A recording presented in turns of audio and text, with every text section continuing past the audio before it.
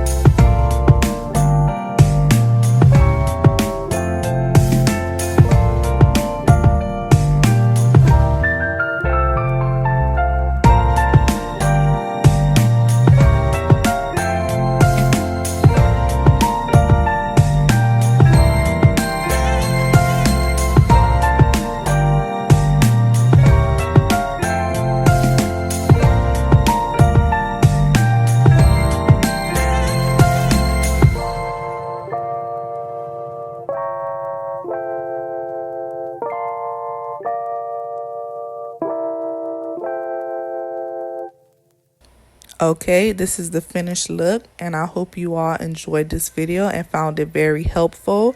Be sure to like this video, give it a big thumbs up, and comment down below what other videos you would like to see me post, and make sure you subscribe to my channel and turn on your post notifications to get notified every time I post a video. It does not get better.